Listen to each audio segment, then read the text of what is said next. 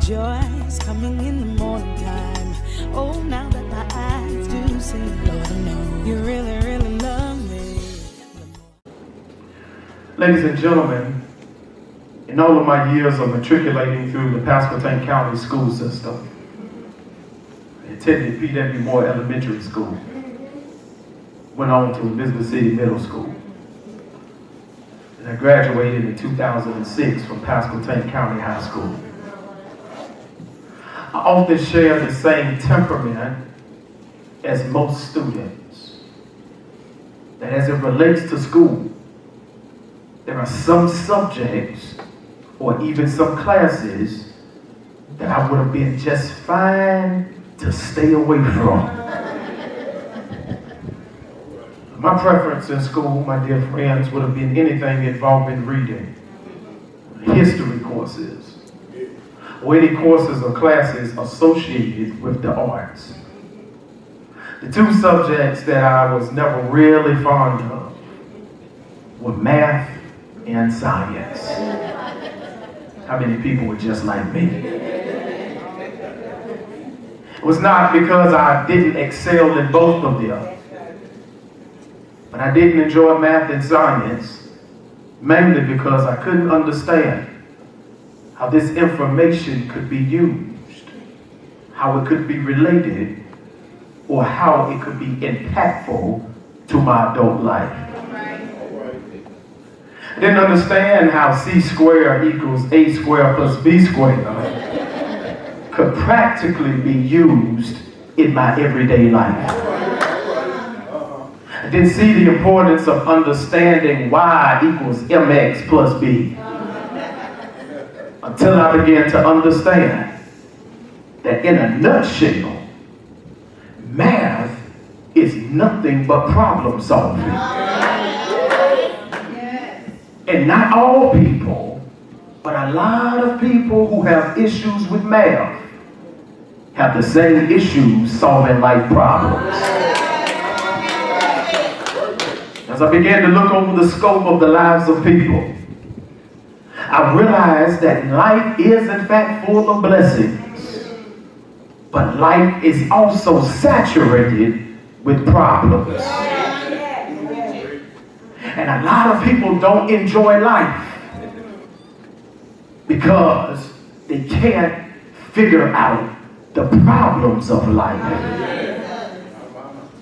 One of the remedies, my dear friends, that school teachers introduce to students in an effort to help students figure out the answers to mathematical problems are mathematical formulas. It is the composition or the combination of mathematical facts put together in order to determine an answer or in order to solve a problem. I'm going to give that to you one more time. A mathematical formula is the composition or a combination of mathematical facts put together in order to solve a problem. Whenever you took the EOG in school, the EOC, you had a reading problem.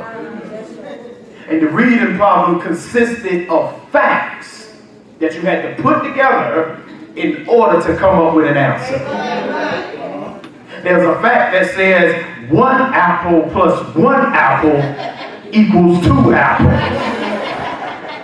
You can never figure that out until you realize that the facts is that there's 1 apple and that there is another.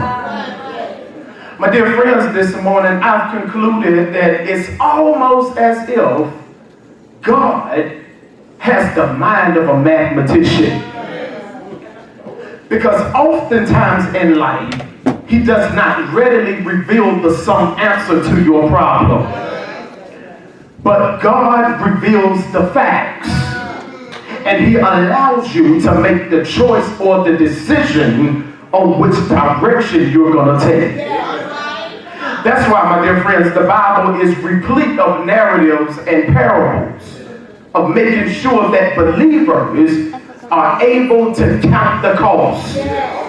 Because the answer that you need from God is going to come from the formula that he's going to present to you in facts. So this morning, some of you are mad because things didn't work out the way that you expected. And God says, I don't know why you're mad, because I put the facts right in front of your face. You were the one that didn't put the facts together and come up with the answer that you needed. Some of you mad because everything in your life seems to be discombobulated, not going as well as you think they should be going. God said, I gave you the facts. I told you that Negro wasn't good for your life. I told you that this wasn't the investment that you needed to make. I told you this wasn't the place that you needed to raise your family. But no, you didn't listen at me. You ignored the facts and you did what you wanted to do. And so now you got the answer that you wanted. Because you ignore the facts. When I'm able to consider the facts, I'm able to come up with the right solution. So my dear friends, this is the message that Jesus is trying to get across to his disciples this morning. In John chapter 6, Jesus has just finished traveling over the Sea of Galilee. And when he reaches the shore, he jumps out of his boat, he climbs a mountainside, and he begins to sit with his disciples. As they are conversing, as Jesus is teaching his disciples, he lifts up his head. And when he lifts up his head, he sees a crowd of people who have previously seen him work miracles. And now this same crowd of people have followed him across the Sea of Galilee just to be in his presence. I'm going to let that marinate right there just for a little while. I'm going to come back to that in a little while. So when Jesus looks up and he sees these people coming toward him, he then looks at Philip, which is one of his disciples. And he asks Philip a question, by the way. He says, Philip, he says, we have all of these people coming toward us. He says, where are we going to buy enough bread to feed all of these people? And Philip, my dear friends, looks back at Jesus, and not in the same words, but in the same context. He looks at Jesus and he says, I don't know. He says, I don't know how we're going to feed all of these people. It's going to take more than a half year's wages to make sure that all these people get fed. And Jesus, I'm not sure how it's going to happen. And so this morning I'm speaking to people who in the last 3 months have shared the same sentiments as Brother Philip. Because you say that I have an assignment, I've got dreams, I've got goals, I've got things that I want to accomplish, but the only thing that's holding me back is the fact that I don't know how I'm going to do it. God, I've got kids that I got to send back to school. I'm trying to get my own self back through school. I've got family members depending on me. I've got bills that I got to catch up on. I'm trying to maintain and stay above water at my own house, and still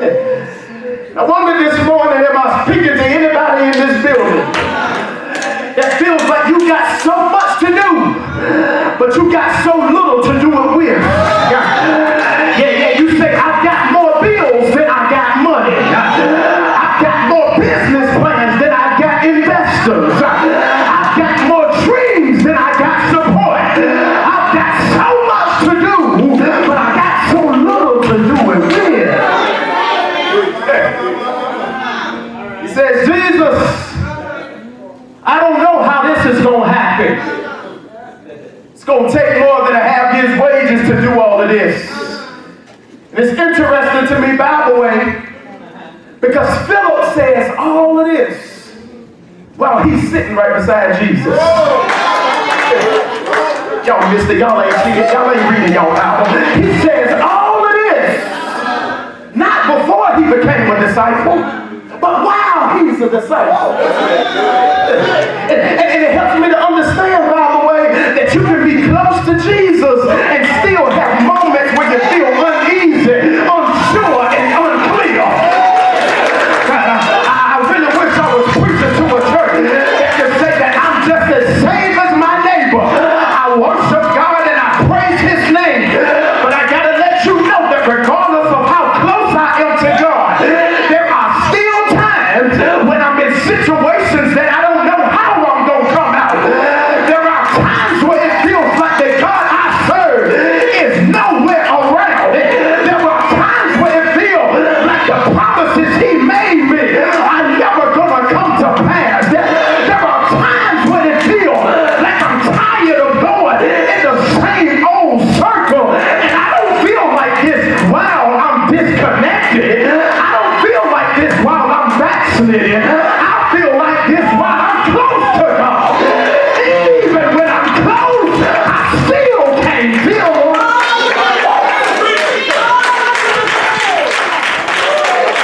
I wonder if I got anybody this morning that says that the closer I get to God, seems like the farther away He gets from me.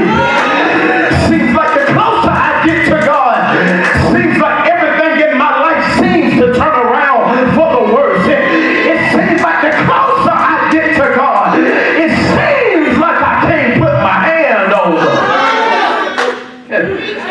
As we know, by the way, that we've cultivated a culture where we've made people feel less than. We made people feel unsaved because they have honest moments and reveal that regardless of how close they claim to be to God, that there are still moments when I'm unsure of how He'll make a way. That regardless of how close I am to God, I feel uneasy about what I'm going through. No matter how close I am to God, I'm still unclear about the direction that He's pointing my life into. We don't realize this morning that sometimes your moments of uneasiness and uncertainty are necessary. Y'all ain't hear me.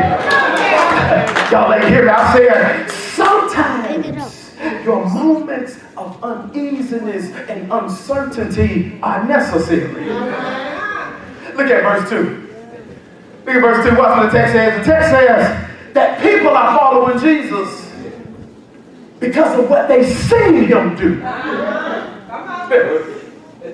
And see, your seasons of uneasiness and uncertainty become necessary because it's the perfect opportunity for God to remind you of what He's already done.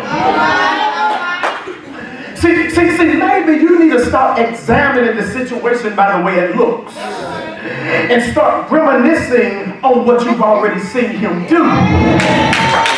Because when you can remember and reminisce on all of the ways that He already made, your moments of uncertainty have to dissolve. Because you realize that if He did it before, He can do it again. When you begin to reminisce and remember on all of the ways He's already made, your moments of uncertainty have to go away because you understand that even if He doesn't reveal the whole sum total to me, if I trusted Him before, I'm able to trust Him again. I wish I had a body of believers that can understand that God ain't never let me down. Watch this, He may not came when I wanted Him, but He was always on time. So the word this morning is to lift up your heads, O ye gates, even in your moments of uneasiness and uncertainty. Watch this, because the old church said that if He did it before, that He's more than able to do it again. I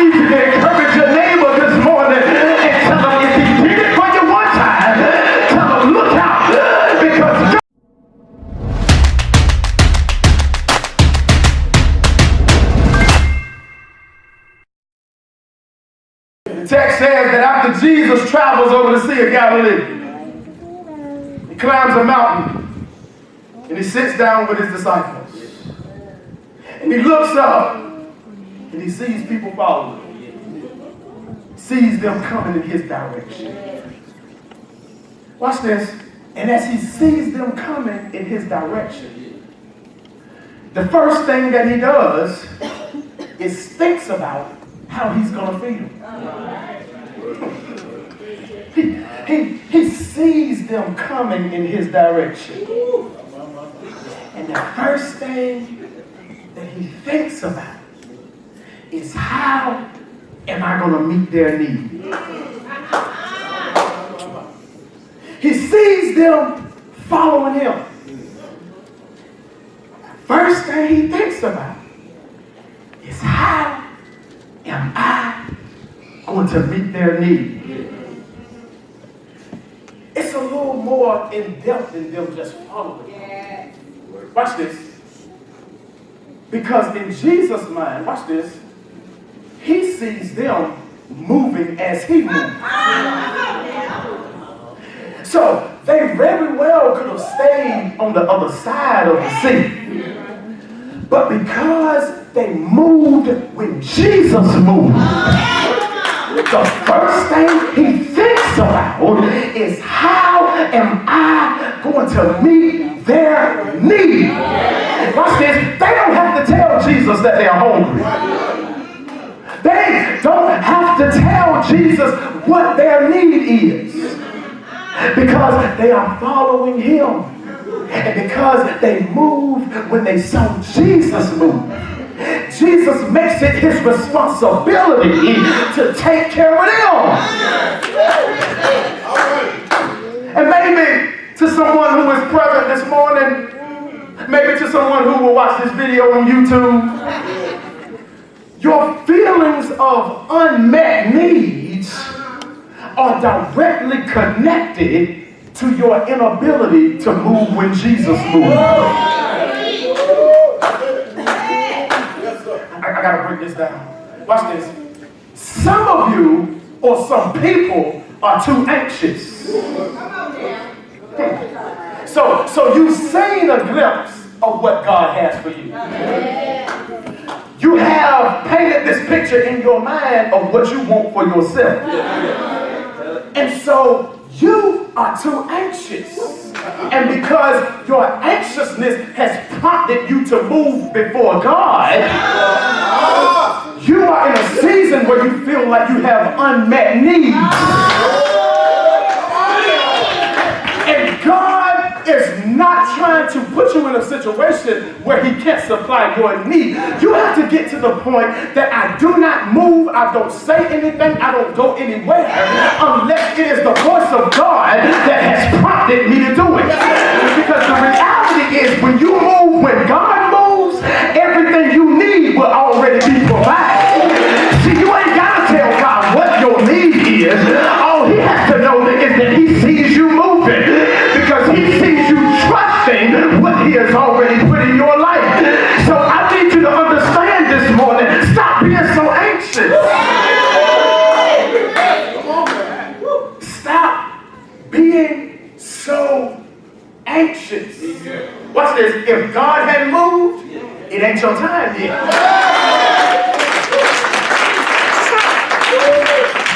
If God hadn't told you to move, it is not your time yet. And that's why you are in a season where it feels like you have unmet needs. Maybe that's why it feels like Jesus is nowhere around you. Because he ain't. You moved before he did. You left him back here. Y'all ain't feeling me today. And so, he says, when you move, when I move, I'll make things happen. When you move, when I move, I'll supply all of your needs. They don't know where they're going. All they know know is that they following Jesus. They don't know that Jesus is going to jump off the boat and climb the mountainside. All they know is that they following Jesus. And when I follow Jesus, he's going to make sure the need is met. And so, by the way, Jesus now has the task of feeding all these people. Bishop, Jesus has the task of meeting 5,000 needs. And so he's getting ready to perform a miracle. And all of a sudden, Andrew shows up. Y'all know who Andrew is. That's Peter's brother. He's the brother that don't cuss. He shows up out of the blue. And he says, Jesus, I see what you're getting ready to do. Watch this. And he says, so I found a young boy. All right. Come on. And this young boy has 5 barley loaves of bread and 2 fish. See right here, this ain't even in my sermon, but it's a side note for some of us leaders. You have to be very keen and aware of who you surround yourselves with. Jesus didn't find the little boy. Andrew found the little boy. And you have to be keen and aware of who you surround yourself with, because you can release yourself of a lot of stress when you got the right people around you.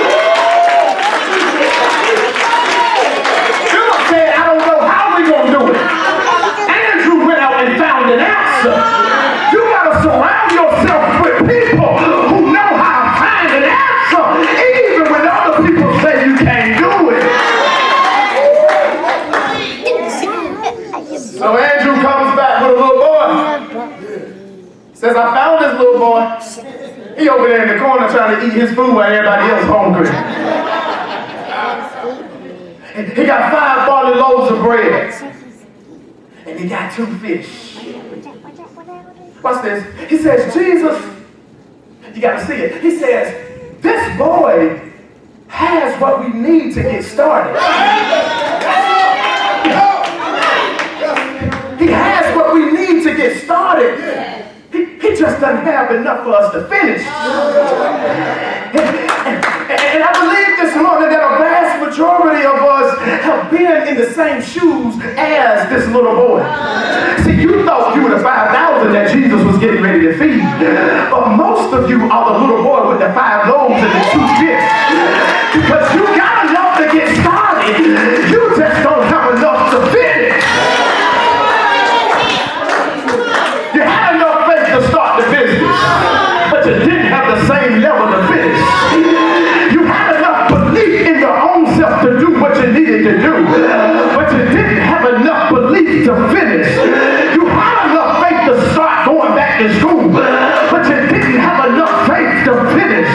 You had enough faith to start the ministry, but you didn't have enough faith to finish. You had enough faith to get the house, but when things got bad, you didn't have enough to finish.